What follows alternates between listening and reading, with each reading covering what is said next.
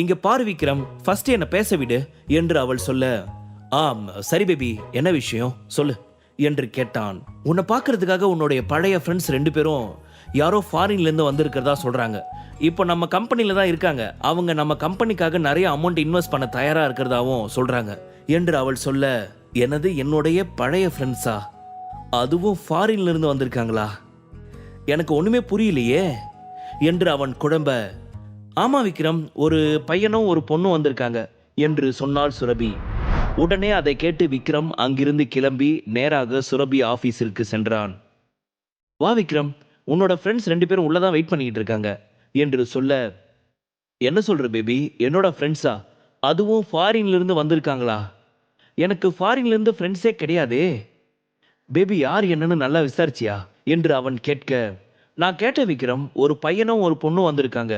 அந்த பொண்ணோட நேம் எனக்கு என்னன்னு சரியா தெரியல, பட் அந்த பையன் பேரு ஜேம்ஸ் க்ரூஸ் என்று அவள் சொல்ல, அதை கேட்ட விக்ரமின் முகம் மாறியது.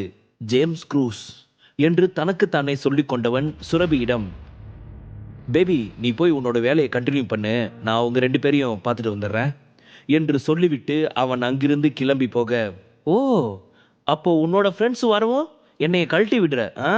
அவங்களுக்கு நான் யாரு என்ன ஏதுன்னு இன்ட்ரோடியூஸ் பண்ணி வைக்க மாட்டேன், அப்படிதானே என்று கேட்டவாறு அவள் முகத்தை திருப்பிக் கொள்ள, விக்ரமிற்கு அவளது இந்த ஆக்டிவிட்டிஸ் குழந்தைத்தனம் போல் தெரிய அவனுக்கு சிரிப்பு தான் வந்தது. என்ன பேபி, நீ அடிக்கடி நீ தான் சொல்லுவ உங்ககிட்ட ஓவரா அட்வான்டேஜ் எடுத்துக்க கூடாதுன்னு. இப்போ நான் உன்னை அவங்க கிட்ட கூட்டிட்டு போய் இன்ட்ரடியூஸ் பண்ணி வச்சா அப்பவும் நீ என்ன சொல்லுவ? எதுக்காக உன்னை என்னுடைய ஒய்ஃப்னு சொல்லி இன்ட்ரடியூஸ் பண்ணி வைக்கிறேன்னு சண்டை தான் போடுவ.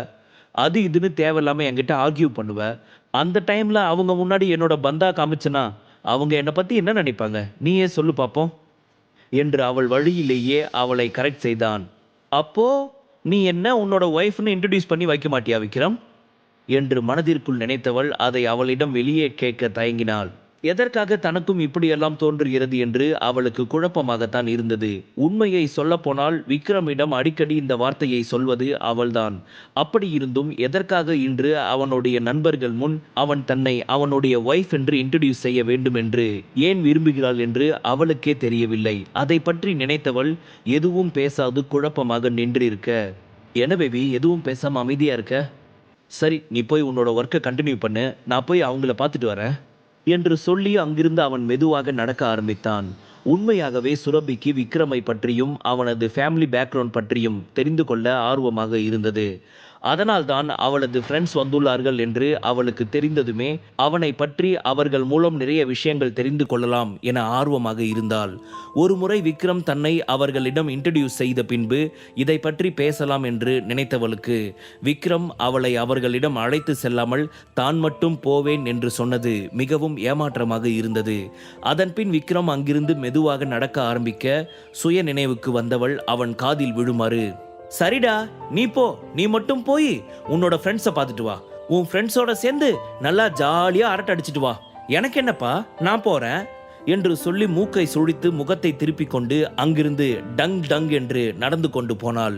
கோபமாக இருக்கிறாள் என்பதை காண்பிப்பதற்காகத்தான் அவள் இப்படியெல்லாம் சைகை செய்தாள். ஆனால் இதையெல்லாம் பார்த்து விக்ரமிற்கு சிரிப்பு தான் வந்தது. பேபி வந்திருக்கவங்க எவ்வளவு பெரிய வில்லங்கமானவங்கன்னு தெரிஞ்சா நீ இந்த மாதிரி எல்லாம் கோபிச்சிக்க மாட்ட.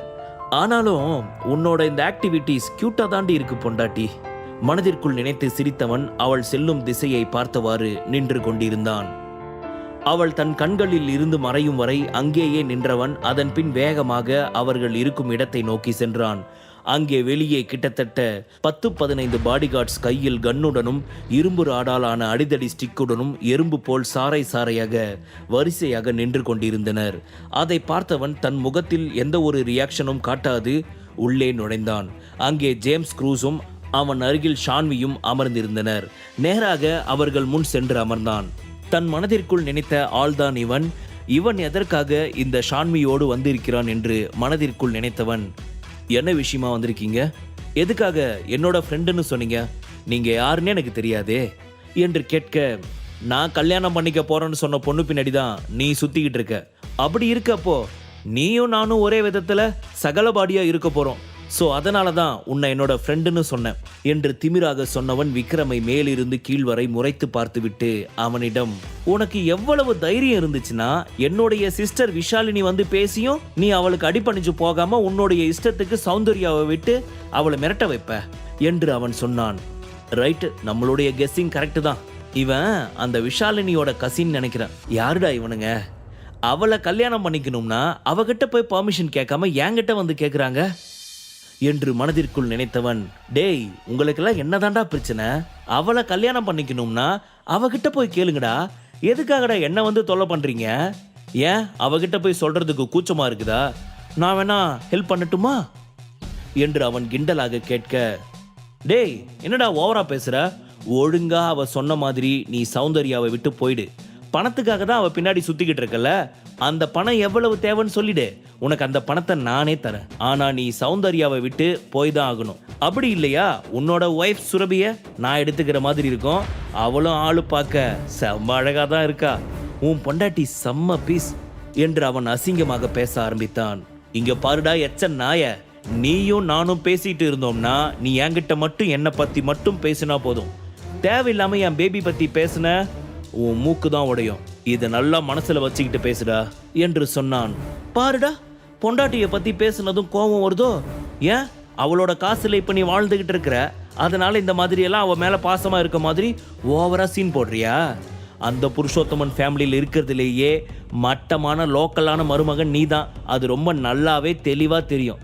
என்னோட சௌந்தர்யா பின்னாடி நீ காசுக்காக தான் சுத்திக்கிட்டு இருக்க. அவளை ஏதாவது ஏமாத்தணும்னு நினைச்ச அடுத்து நான் அட்டாக் பண்றது ஒன்னும் இருக்காது, உன் பொண்டாட்டி சுரபியை தான் இருக்கும். அவளை நான் நட்ரோட்ல வச்சு அசிங்கப்படுத்துவேன். உன்னால என்னடா பண்ண முடியும் என்று கேட்க, அந்த மாதிரி என் பேபியை நீ அசிங்கப்படுத்த நினைச்சாலே உன் உயிர் உங்ககிட்ட இல்லாம நான் பண்ணிடுவேன்டா என்று சொன்னான் விக்ரம். இங்க பாரு, இந்த மாதிரி திமிரா பேசுறதெல்லாம் விட்டுட்டு மரியாதையா நீ ஜேம்ஸ் சொல்றத கேட்டுட்டு இருந்தனா உனக்கு நல்லது. இவர் எவ்வளவு பெரிய ஆள் தெரியுமா? நீ எப்படி இவரை இவ்வளவு தைரியமா எதிர்த்து பேசலாம்? ஜேம்ஸ் சொல்றத கேட்டனா அது உனக்கு நல்லது, இல்லனா உன் பொண்டாட்டியோட மானம் நட்ரோட்ல போறது கன்ஃபார்ம் என்று சொன்ன ஷான்வி ஜேம்ஸ் பக்கம் திரும்பி அவனது கைகளை பற்றி கொண்டு, இங்க பாருங்க டியர், இவன் பேசுறான்னு எல்லாம் நீங்க ஒன்றும் டென்ஷன் ஆகிடாதீங்க. அது உங்க ஹெல்த்துக்கு தான் நல்லதில்லை. ஸோ ப்ளீஸ் என்னோட அட்வைஸை கேளுங்க என்று சிரித்துக்கொண்டே அவனிடம் வழிவது போல் பேசினாள். அவளது இந்த பேச்சு ஏனோ விக்ரமிற்கு அருவருப்பாக தெரிந்தது. உண்மையாவே நீ ரொம்ப நல்ல நடிகை, உனக்கு தான் ஆஸ்கர் அவார்டு கொடுக்கணும். டிவி சீரியல்ல எப்படி பாவமான பிள்ளை மாதிரி நடிக்கிற, ஆனா நேத்து நந்தகுமார் கிட்ட நீலாம்பரி மாதிரி ஆக்ட் பண்ண, இங்க இவ்வளவு கேவலமா ஐட்டம் ஆக்டர் மாதிரி இவங்கிட்ட வழிஞ்சுகிட்டு இருக்க. நிஜமாவே you R A very good super duper actor மா ஷான்வி என்று சொல்லிக்கொண்டே கைத்தட்டியவாறு தன் அருகே ஏதோ தேடியவன் அருகே இருந்த பூஜாடி ஒன்றை எடுத்து அவள் மீது தூக்கி எறிந்தான். முழு கதையையும் கேட்டு மகிழ பாக்கெட் FM ஆப்பை டவுன்லோட் செய்யுங்கள். லிங்க் டிஸ்கிரிப்ஷனில் கொடுக்கப்பட்டுள்ளது.